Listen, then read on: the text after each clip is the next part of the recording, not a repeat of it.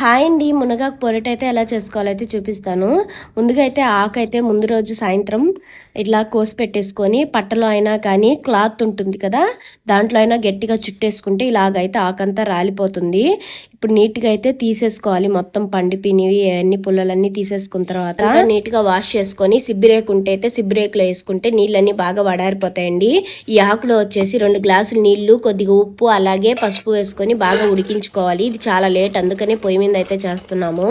ఇదైతే నీళ్ళన్నీ బాగా ఇనికిపోయేంత వరకు అయితే బాగా ఉడికించుకోవాలి. చూసారు కదా, ఇలాగైతే బాగా నీళ్ళన్నీ ఇనికిపోయిన తర్వాత కొద్దిగా ఆయిల్ వేసుకొని వెన్న కానీ ఉంటే వెన్న కూడా వేసుకొని ఇలా అయితే పొరుటుకుంటూ ఉండాలి. ఇనికిపోయిన తర్వాత 2 నిమిషాలకు ఒకసారి పొరుటుకుంటూ ఉండాలండి. దీంట్లోనే కొద్దిగా అయితే బెల్లం వేసుకోవాలి. బెల్లం కరిగేంత వరకు అయితే కలుపుకోవాలి. ఇది వారానికి ఒకసారి అయితే మునగాకు తింటూ ఉంటే చాలా విటమిన్స్ అయితే ఉంటాయండి. దీంట్లోనే తెల్లబాయి, అలాగే శనగల పొడి లేకుంటే కొబ్బరి పొడి కూడా వేసుకోవచ్చు. మొత్తం అయితే కలుపుకోవాలి. అంతే అండి, మునగాకు అయితే